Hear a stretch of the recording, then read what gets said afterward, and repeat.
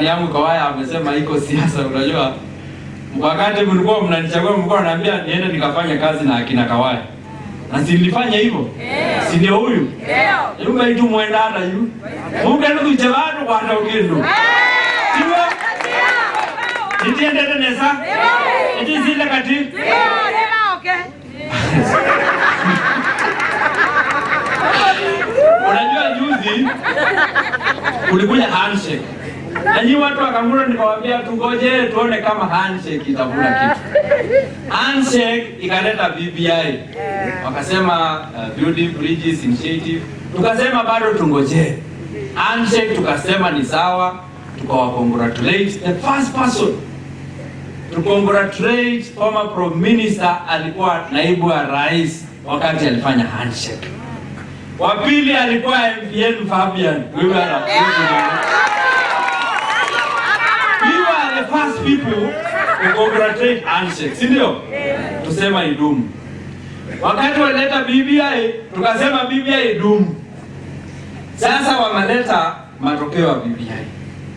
BBI ilikuwa imeongozwa na akina Amos Wako, the senior. Unajua mimi nikikutana na Amos Wako namuitanga senior. Sisi lawyer tunaitananga hivyo.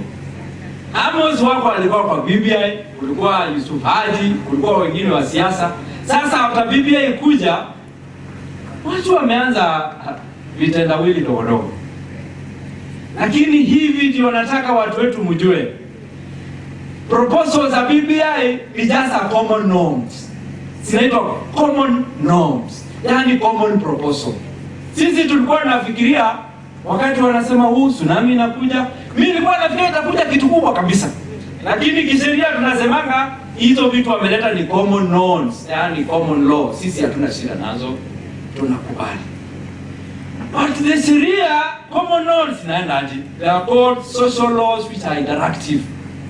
They cannot be interactive through legislative way. Na hivi ndio anaambia watu wa vitendawili mapema. Sheria is a set process. You cannot change a process ya sheria ulete yako barabara. Either way, yende through legislative. Na ikienda legislative, mimi ile tu Amos Wako ameandika. Sasa umeleta article 255, it can go with referendum. It can go with hiyo common law zako unaleta proposal. 256 can go. 257 can go. Sasa hii article unatuambia referendum inapitia gani? Huwezi ukapelekea mwananchi a recommendation ikuwe sheria mpaka ipite ikuwe like a common bill ama a common constitution. Mimi nashindwa baba wetu tulimpigia kura amezaraundwa na watu wengi. Are they not advising him? What is the problem? They can consult a junior lawyer like Fabian if they miss the legal mind. For free because watu walielect. Mimi nataka kuambia watu hivi. Hakuna peleka tension kwa president ule kabisa. The country is unit, tuko pamoja wananchi wa Kenya. Wale watu wako pamoja ni wale watu wa kutaka yote wa siasa. Hao ndio wako pamoja. Kama BBI imekuja na imesema vizuri, tunataka hii kitu fulani, hii kitu fulani, na ni mtoto wako. Sasa umezalisha na unakataa. Awe babuzi yeye ndiye muidika. Mimi naambia baba yetu sisi Wakamba last time tulimsupport mara mbili. Sina ubaya. Mara ngapi? Wakamba wakamsupport mara mbili. Akavuka akaenda Kanaani akaacha kiongozi wetu Kalonzo Musyoka. Na mimi naambia Kalonzo mchenge saa hii bwana. Kalonzo mchenge huyu jamaa bwana unangoja nini? Amekuchenga juzi akachukua wengine akaenda nao bedroom. Kwa nini hakukuita kwenda bedroom? Yes. Sasa kwa nini baba anakucheza Kalonzo wetu? This is the time which we need to tell our people the truth. Wakamba yetu tulipatia Raila mara mbili. Mara ngapi? Alafu tuko wapi? Yeye ndiye alina mtoto wetu watermelon. Nani anaita Kalonzo watermelon? Si ni yeye? Juzi ametuita tunakaa haji bwana. Anasema tunapeana ovyo ovyo. Sasa hii nini napeana ovyo ovyo? Mimi naomba haki baitu. Huko tuna viongozi wawili mimi na waheshimu huko Kambani. Mmoja ni babangu Senator Muthama. Wa pili na wa leader Kalonzo Musyoka. Please chezeni baba sasa. Amkuje Kuja muone mahali utamu huko. Acha kule mnaambiwa mnapeana, hapa mnapewa. Mnataka tupewe ama tupeane? Tupewe ama tupeane? Okay. Naibu wa Rais, mimi sina mengi. Mimi nafurahia sana. Mimi nilikuwa kwa National Accord. Hiyo siasa yote ya huyo mzee naielewa sana. Kutoka 2007 najua stages zote ile anafanya siasa zake. Akishindwa lazima kuwe na referendum. Kama unakumbuka 2005 there was a referendum. Last time there was clamor for Okoa Kenya, lakini IEBC ikaiangusha. Sasa bila ameanguka amekuja na hii BBI. Lakini hii BBI tunaangalia tukaona badala ya kushindana tukaisupport hata mpaka ipite. Tunasema wacha ipite tu. Lakini I want to warn Kenyans. Tutapitisha hii BBI, lakini 2022 ule jamaa akishindwa tena mngojee another BBI too. After akishindwa every 2.5 years after mashindano, after elections, he love a referendum so long as this guy has not won.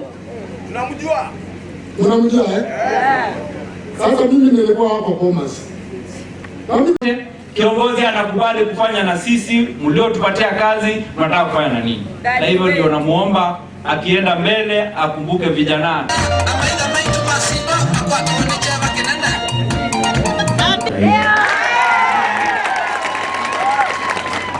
Hiyo ni 1.5 yangu sawa.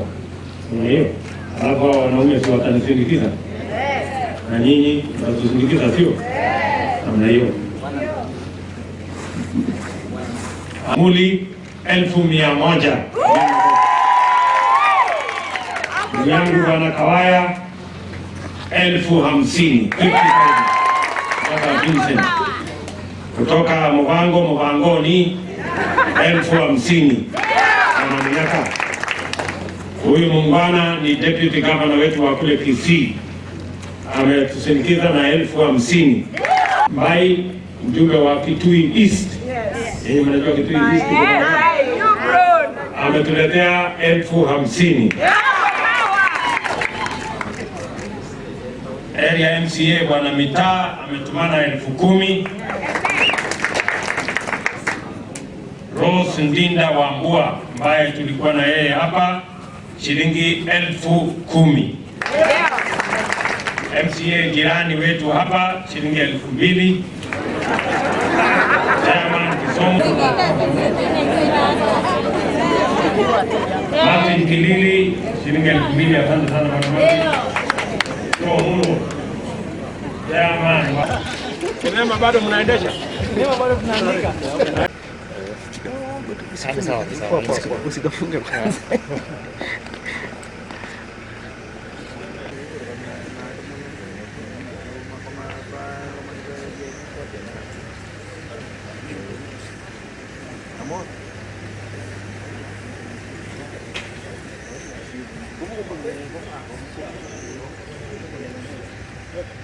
Deva.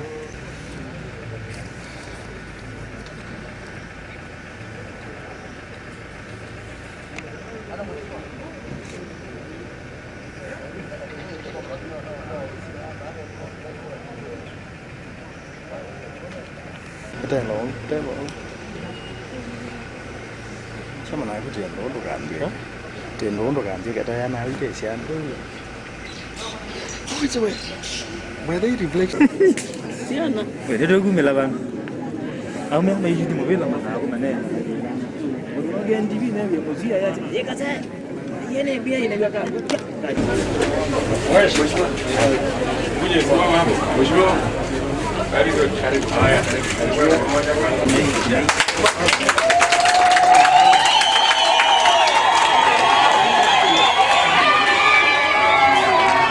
sio na kifani, ya kwamba umepata nafasi kututembelea sisi wenye Kangundo, na hatuchukui hiyo kwa uzani wa kidogo.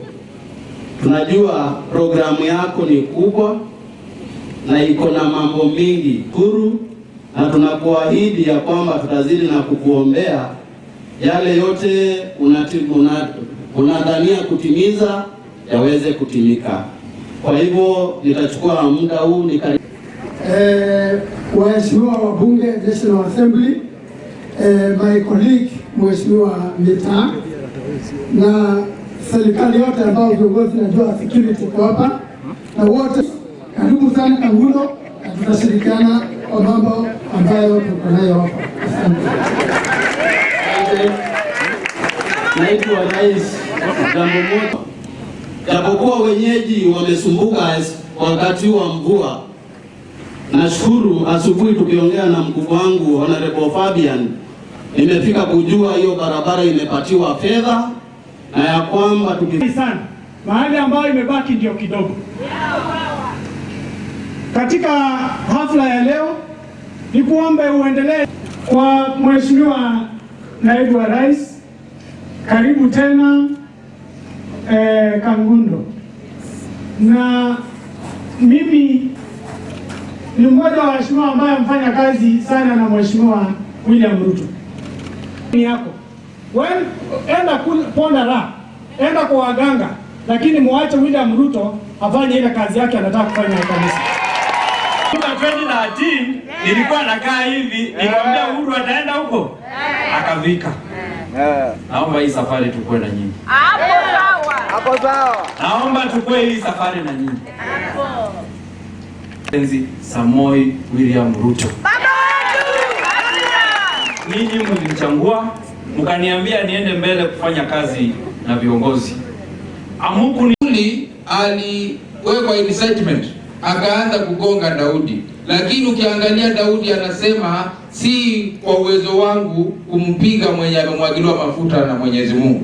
Kwa sababu Sauli amemwagiliwa mafuta na Mwenyezi Mungu, Daudi akasema yeye hatawahi kujibiza, hatawahi muongelea vibaya, atamtii, atampenda. Na yule mtu mwenye amemwagiliwa mafuta sahihi anaongoza Uhuru Kenyatta. Yule mtu amemwagiliwa mafuta kuchukua baada ya Uhuru Kenyatta ni Ruto. Na tumeona Ruto anafuata ile mwelekeo wa Daudi. Yeye amesema hatawahi kuguza rais, hata akiwekwa statement kubwa kiasi gani. Mwanaume kabisa mwenye anafuata nguvu zake si za Mwenyezi Mungu. David President, ile kitu ilifanyika Bomas juzi ungevumilia. Lakini kwa sababu ni Mungu wako ndani yake kama Daudi akavumilia. Na kwa sababu anaona yule mfalme ako ni Mungu alimwagilia mafuta, sio yeye alimwagilia, ndio sababu anavumilia. Tukue na subira. Kwa sababu Mungu amekumwagilia mafuta, tukue na subira. Yule mfalme ako siku zake zishe, ndio Mungu atupee ufalme bila kusumbuana na shetani. Hapo namna gani? Hii mambo ya vitisho ya mganga, shetani, nini iko mbali sana na mtu mwenye amemwagiliwa mafuta na Mwenyezi Mungu. Mambo ya kuzuia kazi ya Mungu kufanywa. Msiende harambee ya kanisa. Sasa hii kanisa imejengwa namna gani ile iko pale? Mwadhamu Paul Ngei yangu anafika anatafuta appointment kuingia State House wakati ya Kenyatta. Kwa hivyo kama Fabian atakuwa Paul Ngei, uko Kenyatta, Fabian apigi kutafuta appointment ya kwenda State House kuona rais. Ama namna gani? Leo ndio jambo lingine, kwa sababu tumeona na mpaka tuelezane. Tumeona vitisho na mimi sipendi vitisho. Wewe tele manga ni timu zio. Anadende. Kabaku za tabudu kweza hapo di. Yo. Kabaku za tabikana.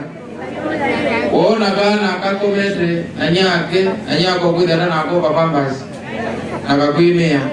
Nakenya ko baronito. Dani nyake no komete kana kaina pambas na nigemea. Wenda ana. Eza tapio. Dani kita anajuta tapio. Maje wako mai. Bali tumefikia ni hapo. Hii mambo ya vitisho tunaona sasa imezidi. Je, afadhali tusaze? Anadende? Kila mtu hapa kaamba mai, kila mtu anaambia huko. Ile mangalia, ile kuona. Hii mambo ya vitisho sasa imezidi. Ama namna gani? na sisi tuko na ujasiri. Tumeona naibu waziri ile mambo amekuwa kwa barabara, sijui nini. Juzi ilikuwa story ya BBI kufunguliwa. Yule mtu mwenye ako na akili na alisikiza ripoti ya BBI, nini pale inageuza Kenya. Ile referendum mwingine ilikuwa inaleta governor, hii inabadilisha jina ya majority leader anakuwa prime minister. Sasa imebadilisha kitu. Ile ingine ilikuwa inaleta police service commission, inatoa polisi chini ya rais inamweka chini ya police service commission. Hii imebadilisha kitu. Kwa hivyo jambo la kwanza tunaomba Your Excellency, BBI kulingana na hiyo report, the report is not worth it spending 30 billion on doing a referendum. Ile shida yenye iko Kenya, BBI sijaona kitu ambayo Kenya inapaswa kutumia 30 billion ndio mwananchi apigie BBI kura. Bunge hatukatai ile kitu iko kwa BBI. Lakini pia wakitaka iende huko, kwa sababu wale wanataka iende huko wanataka siasa na kelele na kugawanya wananchi, walete. Lakini walete at their cost. It's not the cost of Kenyans. Ile shida tuko nayo kama Kenya saa hizi, hiyo pesa inaweza badilisha maisha ya Ukambani. Tumetoa reli kutoka Mombasa ikaletwa Nairobi. 30 bilioni inaweza kutoa pipe ya maji ya 20 inch kutoka Kisumu kupeleka mpaka Kitui. We can't spend that money on rubbish. Muungano wetu.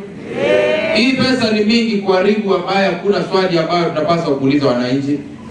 Kama ni kuharibu pesa, tuweke swali kubwa ya kuuliza wananchi. Kanadende. Kama wanataka BBI iende kwa referendum, iweko maswali ambayo wananchi wanapaswa kuulizwa. Tutoe budget kwa mambo kubwa, tulete budget kwa kilimo. Tutoe budget kwa mambo kubwa, tulete budget kwa maji. Hiyo tutaenda kwa mwananchi. Lakini story ya Prime Minister akuwe MP na alibu mshahara ingine, sio ni majority leader tuwale. Sasa maswali ingine ni nini? Ono baige ndugengi, idogala kiekuno wakiu. Mwambelwano maidu. Mambo kadhaa, nimeona the positive side, nimeona the negative side, nimeona the confusing side.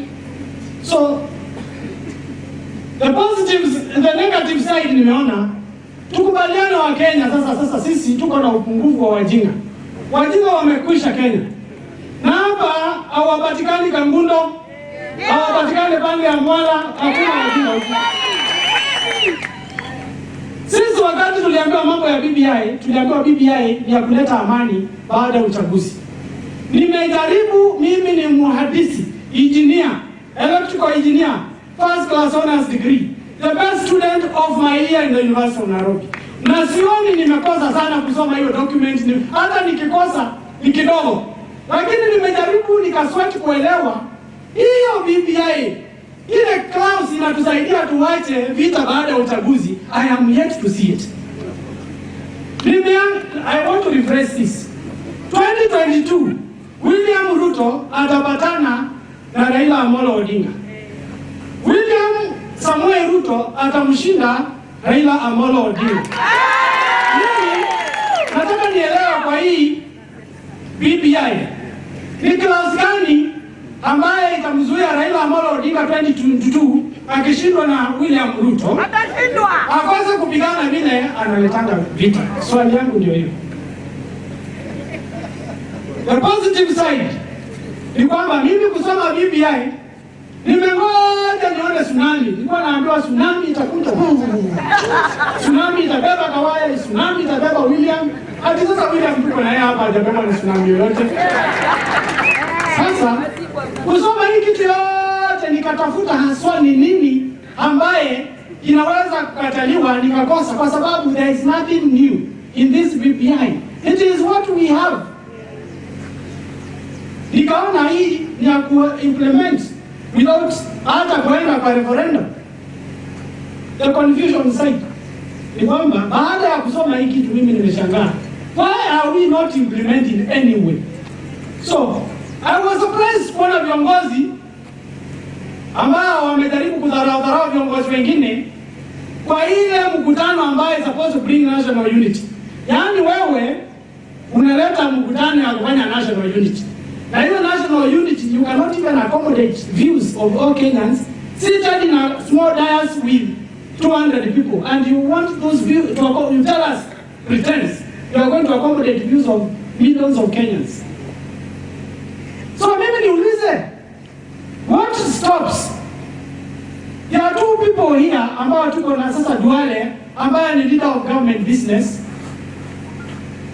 katika bunge. Why don't I make proposals to the president?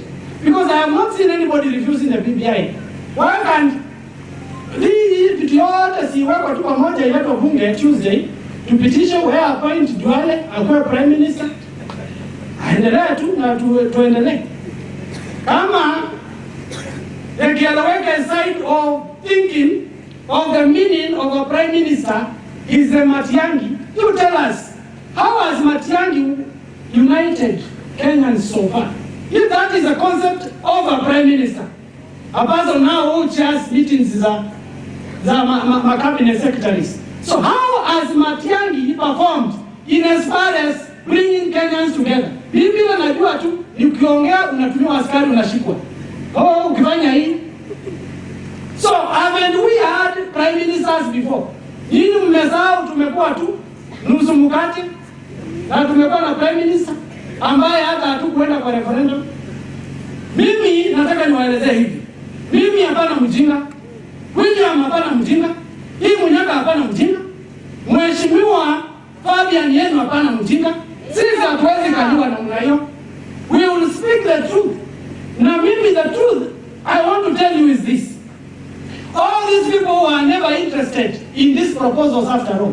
They were looking for an opportunity ya kuenda kuweka Wakenya in the mood of early politics ya 2022. Biashara ilikuwa sasa tuwekwe mood, tuende tukafanya referendum, watafute njia ya kutengeneza coalitions, kiwatumiza coalitions in 2022. Now you will be surprised. Sasa sisi walikuwa na ngoja tunatae zile proposals ambazo ziko bado. Sasa sisi tumesema hatuna haja. After all, kama ni devolution, kuongeza pesa. Who said we are giving 15% ya nyiko kwa katiba? We are already giving more than that. And we don't need to go for a referendum to add more money to counties. We only need goodwill ya viongozi na pesa iende. So we are saying it is okay. Now nimesikia Raila Amolo Odinga ati anasema now us saying is okay is not enough. Na lazima tuende kwa referendum. Wewe umeshakubali na somebody wants to force you to go to a referendum. Ati anasema the parliament cannot be trusted ati kupitisha BBI. That is a pretense hypocrisy of the highest order. Because you are telling us parliament cannot be trusted to do or to pass BBI. Then you are telling us one of the key clauses katika hiyo BBI ambayo nataka ipitishwe na wananchi ni kupatia parliament hiyo ambayo cannot be trusted nguvu ya kupitisha huyo prime minister katika bunge. Pia hata akuwe na zaidi nguvu, parliament ndio na nguvu hata ya kutoa hiyo prime minister. Kwa hivyo sisi ni kuchezewa akili. Hii pesa ambaye ingetumiwa kwa BBI wenda kwa referendum, na muomba rais as a sign of goodwill, kwa sababu ile kitu ya umuhimu sana ni wananchi ni kupelekewa pesa pale chini. Hiyo 30 billion ambayo ingetumika kwa referendum, hiyo pesa ikusanywe yote ipatiane kwa county governments as part of now kuoneshana kuna goodwill ya kusaidia hii mambo ya devolution iendelee na kusonga mbele. So as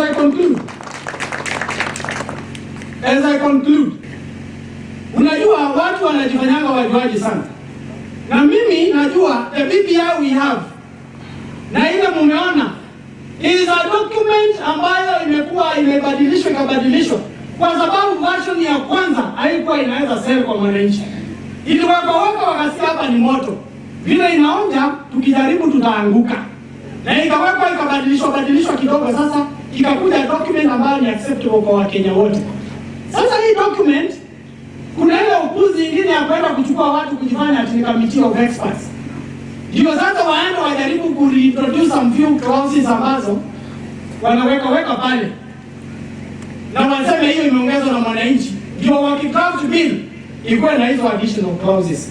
My friends, let me tell you. First of all, team BBI, asanteni kwa ile kazi mlifanya, but it does not make sense at all. You are wasting our time. Kukuja tuwapatie billions of shillings, mmetumia pesa yote kupitisha kuchukua maoni ya Wakenya na mkatuambia mmetembea Kenya yote. Sasa mnaturudisha tena kwa Wakenya tena watuambie ni vipi hatutapigana. You already had the opportunity. We gave you money. You went all over Kenya. You received views from our Kenyans. So many Kenyans. Now you are telling us. Mnataka tena tuwaambie ni vipi tutakomesha vita katika nchi yetu ya Kenya. It shows incompetence, and I want to tell our leaders kwamba it is not the number of laws or the amount of laws that we have in this country that is going to change Kenya. It is about leaders who are